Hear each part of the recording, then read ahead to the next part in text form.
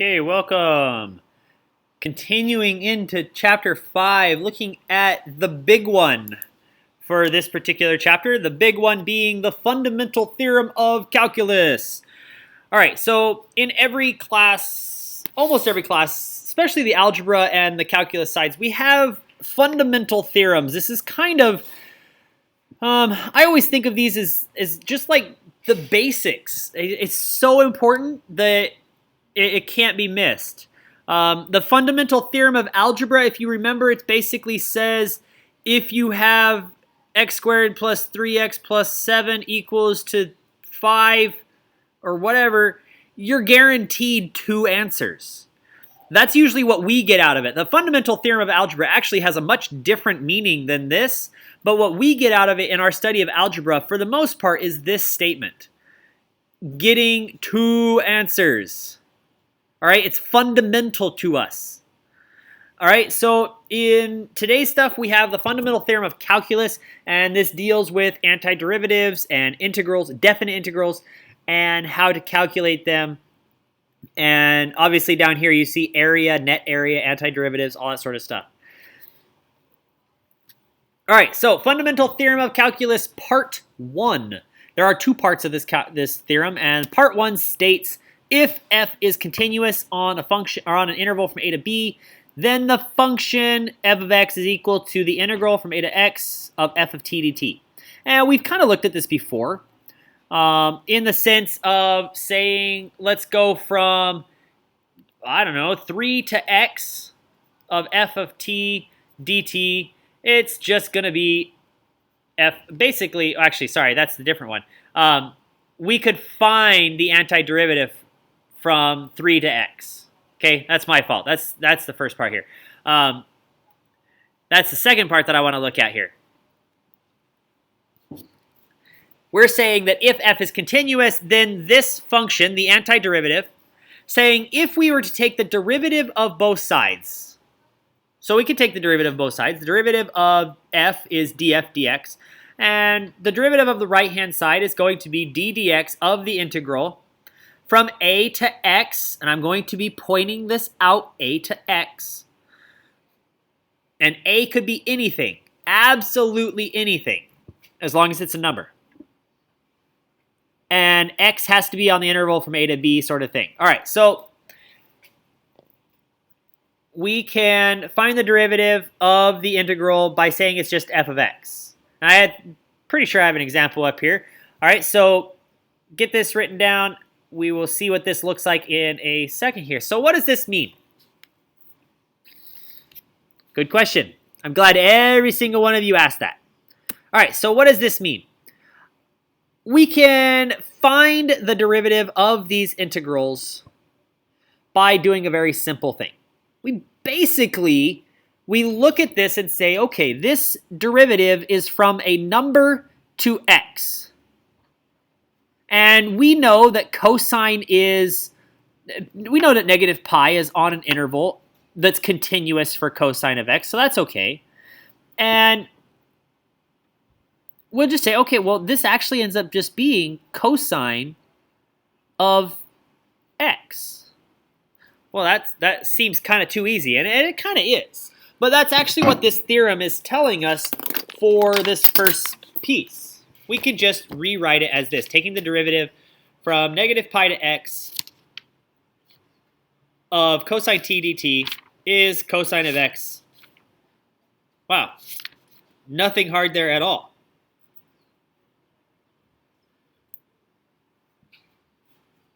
Well, the other case is just super easy too, because if I start at some value a, we're assuming that this is continuous on values from a to b already. Well, that just means this is just 1 over 1 plus x squared. And you're thinking again to yourself, this is too easy. And you're right, it is. But what happens if we look at problems like this?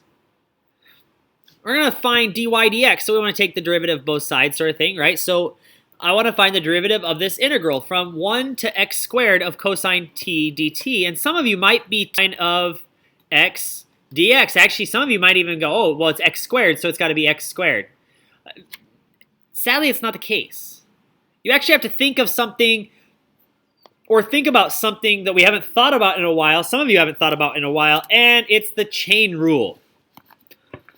So what I need you to note here is if you have the integral from a to u, where u is a function, we have to do some extra stuff. So if I want to find dy dx, it's actually going to be dy du times du dx. And some of you are like, what does that mean? Well, I'm going to look at it like this. I'm going to say, okay, well, it's 1 to u of cosine t dt. And if I was to think about what's dy du then, well, dy du is going to be exactly as before. Instead of using x, it's a u. So here it's just going to be, okay, well, it's cosine of u. Oops, no d. It's going to be cosine of u. But here's the problem. I have to multiply by du dx. Well, in this case, u equals x squared, and du dx is 2x. The derivative of x squared is 2x. So I actually have to multiply this times du dx. Well, that's not too bad. Derivative of u with respect to x is just 2x. And then I have to replace u with what it was to begin with, and I get cosine of x squared, and I'm going to put the 2x out in front to not get confused.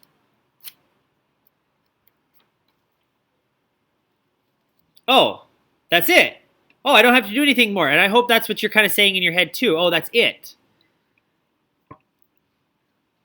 So pay attention to what we did here. I let x squared be some new function u.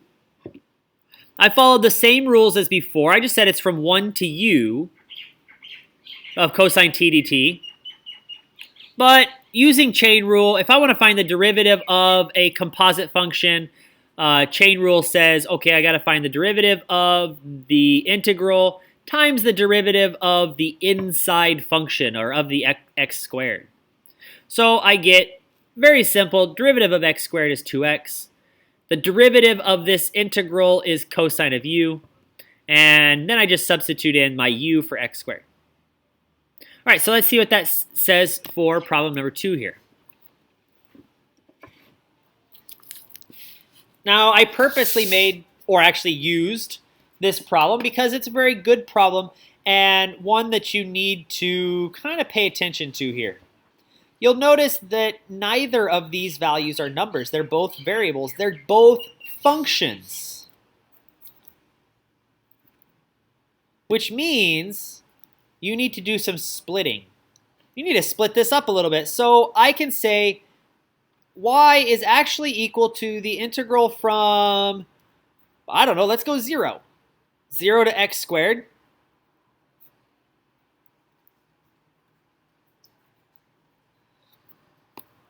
And plus the integral, and you guys might remember these integral rules here that we had, from 2x to 0.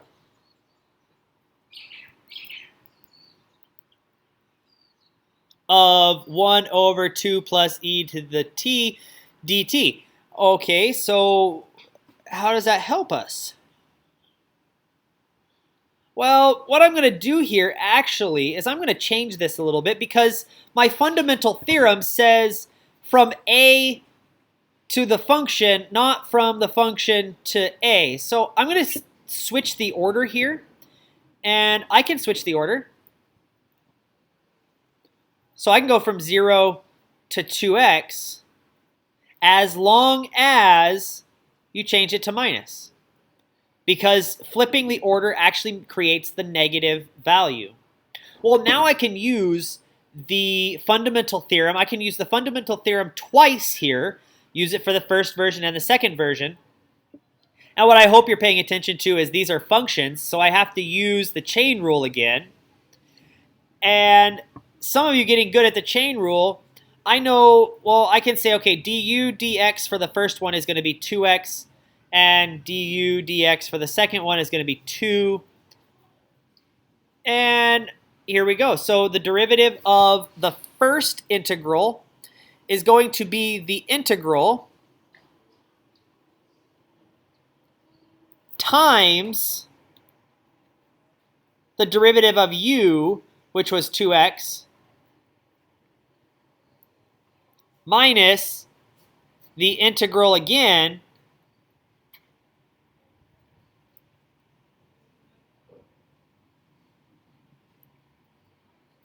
times the derivative of the other one, of the 2x. And, oops, sorry, I forgot to put in the u's here. I'm not paying attention to myself because I was trying to combine the fractions. I can't do that.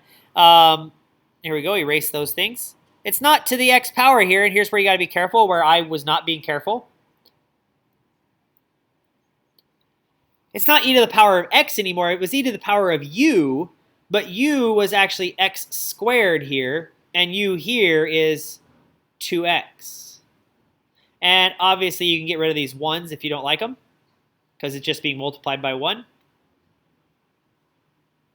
And there you go. There is your solution. Not too bad once you get the hang of it, obviously. That's usually how math works. It's not too bad once you get the hang of it. Just takes a little bit of time. All right, so let's look at the fundamental theorem of calculus part 2. The sequel. Not really. The fundamental theorem part 2 is actually one we've kind of been dealing with already. We just haven't called it this. We've kind of defined it. If f is continuous at every point on the interval from a to b, and if the big F is the antiderivative of little f, then we can say, okay, the integral from a to b,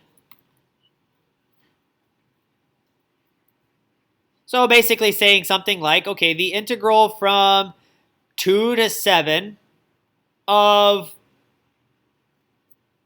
let's go 2x. Let's not do 3x. Let's not make it too difficult here. Is equal to, and here's where you're going to start seeing some notation. Actually, I'm going to, well, I'll talk about it in a second. This is saying, okay, what's the antiderivative of 2x? Well, the antiderivative of 2x is x squared, because the derivative of x squared is 2x. And most of you guys are getting the hang of this. So I can say it's actually 7 squared minus 2 squared is equal to 49 minus 4 is 45. And obviously you could figure out the trapezoid and find the area, but that's kind of painstakingly long. But what I do want to show is kind of a symbology that we use. And they didn't really introduce it in the textbook just yet, but I'm going to introduce it now. So, oh, I guess they did do it. I just didn't show it here.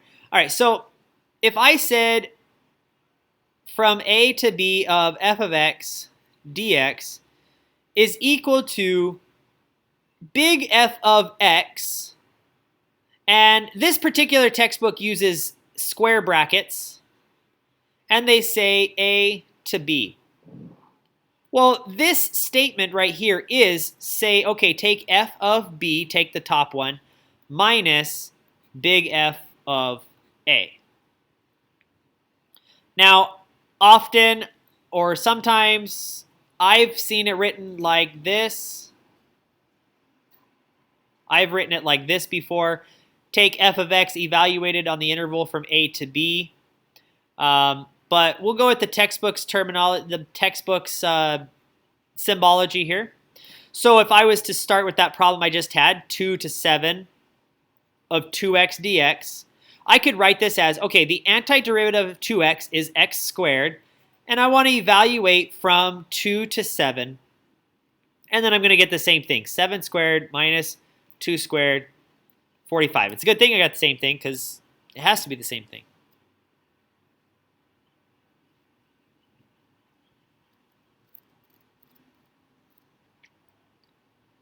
All right. There might be times in here where you have to think about total area compared to net area. And that would be along the lines of, let me get rid of this stuff off the bottom here. That'd be along the lines of a function that kind of does this. And we could look at the area here. Let's say it's from 0 to 7. And I could look at total area, where I would have to actually look at what's the positive amount of area in here. Well, you're going to have to figure out what this intersection point is, and you're going to have to do this. But for the most part, we don't really deal with it. We deal with what's called net area, and net area is just what's the total area here. This being positive area, this being negative area. What's the net? What's the overall? And what you could actually figure out is, what I mean by this is if you did this, if you did 0 to 2 pi of sine x dx, what we're looking at here is the function from 0 to 2 pi. Well, I know I have one bubble above and one bubble below. That should cancel out. And it will, because the antiderivative of sine is negative cosine of x from 0 to 2 pi. Says, okay, take the negative cosine of 2 pi minus the negative cosine of 0. And cosine of 2 pi is 1, which makes this a negative 1. And cosine of 0 is 1, so it's minus a negative 1, and I get 0. So notice they will cancel out. Using this formula, you create net area. What's the total area is something a little bit more in depth, more in detail. All right, so let's see here. I forgot I had this on here. This is also called the integral evaluation theorem. I don't know why. I kind of like fundamental theorem of calculus much better. But it is the way to evaluate an integral, so they'll use the name theorem here and that sort of idea. All right, so let's find the area between the curve and the x-axis using antiderivatives. Now, you notice I wrote this in a little bit different fashion. You need to know that this statement, find the area between the curve and the x-axis. Now, before any of you come and ask me and say, hey, mister, this isn't a curve, it's a straight line. You're right, but we call all functions curves, right? Even straight lines. So what I want to point out here for y equals 2 minus x from 0 to 3, it's basically asking this.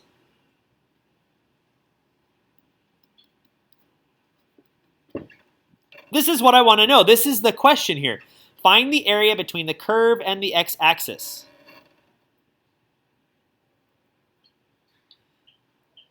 And I'm saying area. Whenever I say area, you assume net area. The textbook's actually going to ask you find total area. And total area is going to be the positive and the negative, both being positive. So you'd actually want to figure out if there's any intersections between here. All right, but let's just stick with this. I could say, okay, the antiderivative of 2 minus x is going to be 2x minus 1/2 x squared, evaluated from 0 to 3. Well, in this case, I plug in 3, I get 6 minus 9/2 minus 0 minus 0. So it's 6 minus 9/2. 9/2 is actually 4.5, so I get, or if I think about this, this is 12/2 minus 9/2 is 3/2. So what I want to point out here is the area. I'm going to get rid of this because I don't want you thinking about that. The question I'm asking is 3/2. This is net area. But you'll notice in the answer in the book, it's going to be different. Not even going to tell you what problem it is because you'll find it eventually. Okay, so you'll probably have to figure out any intersections and figure out the positive area and the negative area and treat them both as positive.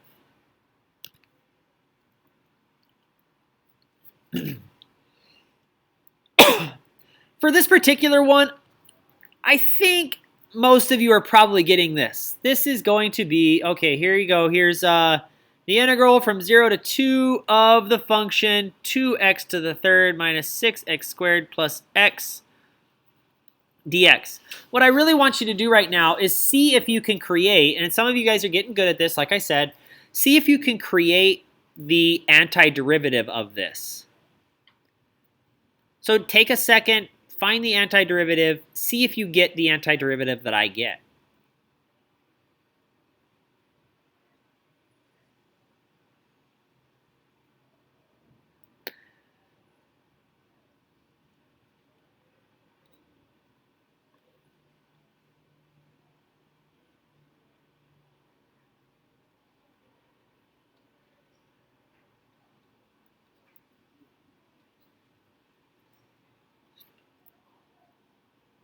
The biggest things about antiderivatives here is that you have to pay attention to make sure what you got has a derivative of the original piece.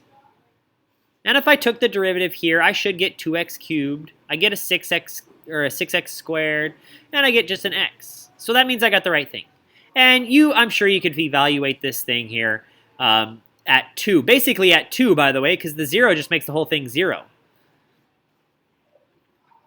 All right, so you guys might have noticed on the quiz that you guys just took some antiderivatives that are very handy, like let's just go from, actually, let's do this. Let's like 1 over x dx. Let's go from a to b, just to be safe here. The antiderivative of 1 over x is the natural log of x. So it's one of those good derivatives that you need to know. The derivative of natural log is 1 over x. Things like this. This is kind of a harder one,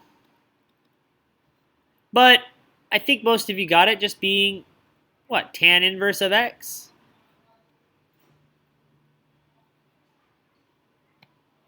All right, the antiderivative of x is 1/2 x squared. All right, these are just handy things, so really try to figure these things out. Don't always just go to the answer key. Don't always just go to a neighbor, but really try to figure these things out. All right, you guys have an assignment sheet. I will see you guys tomorrow.